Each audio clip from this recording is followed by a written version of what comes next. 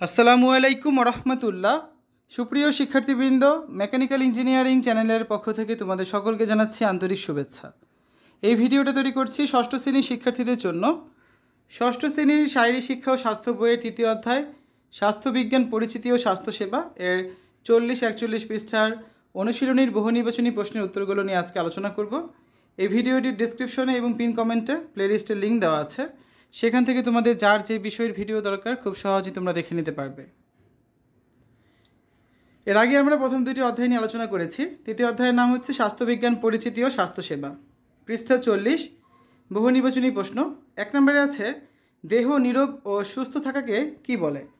4টা অপশন আছে, যার মধ্যে সঠিক উত্তর হবে ক নম্বর, সুস্বাস্থ্য বলা হয়। 2, নিচের কোনটি ছোঁয়াচে রোগ? ম্যালেরিয়া, ইনফ্লুয়েঞ্জা, প্যারালাইসিস নাকি টাইফয়েড? সঠিক উত্তর হবে খ নম্বরটা, ইনফ্লুয়েঞ্জা হচ্ছে ছোঁয়াচে রোগ। 3, কোনটি সংক্রামক রোগ বিস্তারের পরোক্ষ কারণ? ড্রপলেট ইনফেকশন, জীবজন্তুর কামড়, ভেক্টর বর্ন নাকি সরাসরি স্পর্শ? সঠিক উত্তর হবে গ নম্বরটা, ভেক্টর বর্ন। 4, নিচের কোনটি বায়ুবাহিত রোগ? নিউমোনিয়া, টিটেনাস, হাম নাকি প্লেগ? সঠিক উত্তর হচ্ছে ক নম্বরটা, নিউমোনিয়া হচ্ছে বায়ুবাহিত রোগ।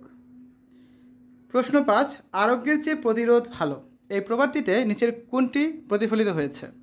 রোগ হতে আরোগ্য লাভ, রোগীর সঠিক পরিচর্যা, রোগ পরবর্তী সতর্কতা নাকি রোগ পূর্ব সতর্কতা?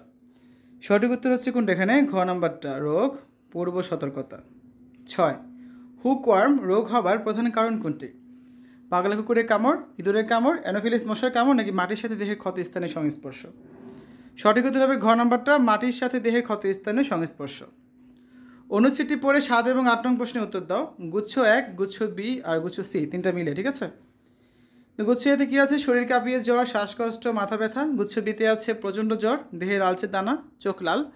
আর গুচ্ছ সিতে রয়েছে দ্রুত ওজন হ্রাস, বুকে ব্যথা, কাশির সাথে রক্ত চাওয়া। 7 নম্বর প্রশ্নে আছে উদ্দীপকের কোন গুচ্ছ হাম রোগের লক্ষণ?